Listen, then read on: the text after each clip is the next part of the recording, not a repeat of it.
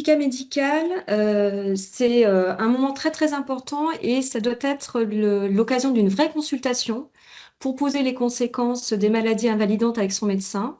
Et c'est d'ailleurs pour cela que depuis le 1er avril 2022, cette consultation elle a un tarif différent de 60 € en métropole et 72 dans les départements et régions d'outre-mer, afin de vraiment permettre de prendre le temps sur la première rédaction du certificat médical. Prendre le temps de bien échanger avec son médecin pour remplir le mieux possible ce certificat. Et pour préciser, ce n'est pas forcément le médecin généraliste, comme on peut le voir, un médecin traitant suivi de la personne, mais ça peut être le spécialiste qui suit la personne dans le cadre de son handicap qui peut remplir ce certificat médical, que ce soit les psychiatres, puisqu'on a quand même beaucoup de handicaps psychiques dans les demandes. Donc le certificat uniquement du psychiatre peut suffire s'il n'y a pas d'autres problématiques de santé surajoutées. Les neurologues, les médecins de médecine physique et réadaptation, les ophtalmologues et les ORL. Diapo suivante. Donc c'est important de bien dire aux usagers qu'on accompagne, qu'ils doivent bien expliquer aux médecins les répercussions de leur maladie, de leurs troubles, afin que ce certificat soit rempli de la manière la plus utile et la plus détaillée pour que nous, au niveau de l'évaluation, on puisse avoir toutes les informations pour à la fois valider que la personne est bien dans le champ du handicap, valider la gravité, la gravité de ce handicap et pouvoir répondre après aux besoins des personnes. Pour autant, c'est bien un certificat qui est rempli par le médecin et non pas par l'usager.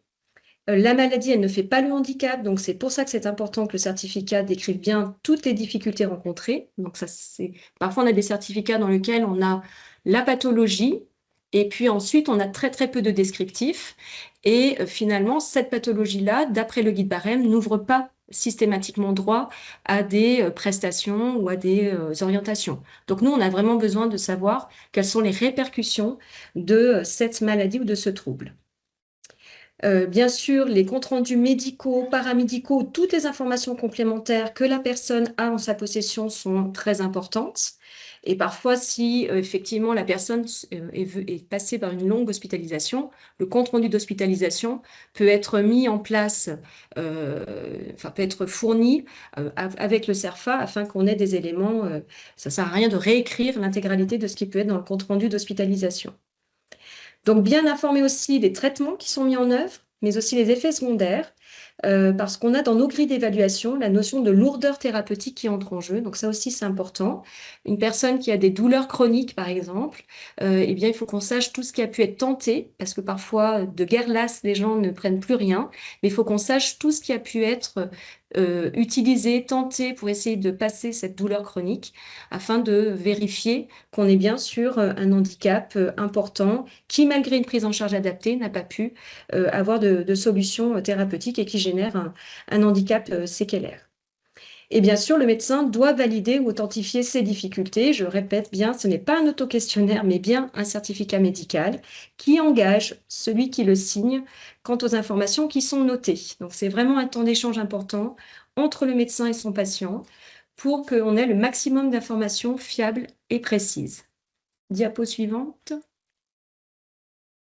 Donc, ce certificat médical, on a la possibilité effectivement de faire un certificat médical simplifié, mais ce certificat simplifié ne doit être utilisé que pour les renouvellements et si c'est le même médecin qui a rempli précédemment le certificat complet et s'il n'y a eu effectivement aucune évolution.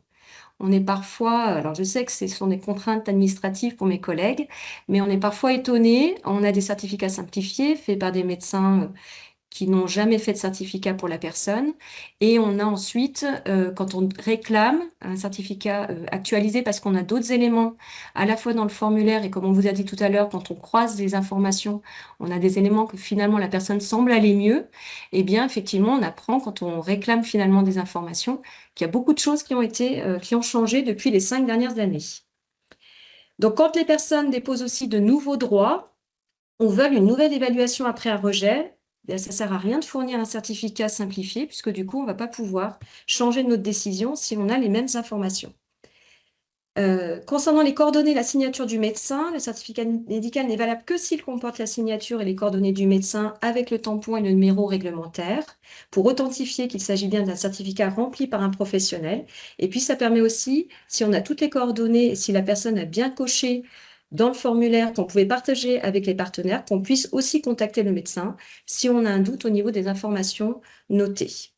Donc les médecins doivent bien remplir aussi la partie concernant les coordonnées du patient pour être sûr que les données médicales qui suivent soient bien liées à la personne.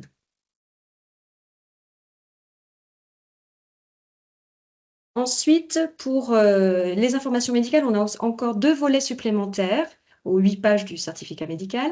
Le volet 1 pour les problématiques de l'audition et le volet 2 pour l'ophtalmo.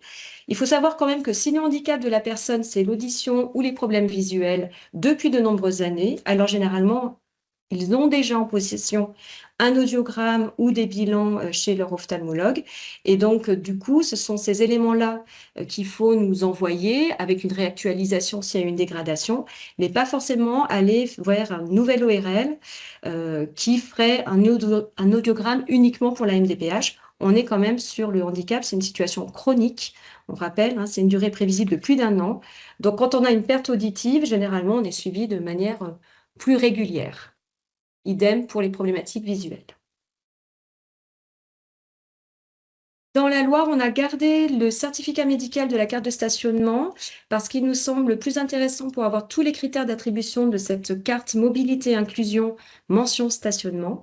Donc pour toute demande de cette carte-là, il est primordial de faire remplir ce document par le médecin qui suit habituellement la personne. Je réinsiste. Et puis un petit plus, depuis le 1er janvier 2021, par rapport au formulaire, il existe donc un formulaire pour la PCH parentalité de 2 pages que vous voyez. Ce formulaire est destiné aux personnes bénéficiaires déjà de la PCH ou éligibles à la PCH qui deviennent parents et qui, du fait de leur handicap, vont avoir besoin d'être soutenus dans cette parentalité. Et donc, ils peuvent remplir, nous donner les informations concernant les enfants qui sont nés. Et ce sont des aides à la parentalité, donc pour des personnes handicapées, bénéficiaires eux-mêmes de la PCH, qui peuvent être mobilisées. Et donc, ce sera sur l'aide humaine un versement mensuel de 0 à 6 ans et 364 jours, donc la veille des 7 ans, et sur le versant technique de manière ponctuelle à la naissance, aux 3 ans et aux 6 ans de l'enfant, si le parent est toujours éligible. Donc, c'est bien à destination de parents handicapés qui bénéficient de la PCH. Parfois, on a des demandes de formulaire, enfin de demandes d'aide à la parentalité, alors que les parents sont inconnus au niveau de la MDPH.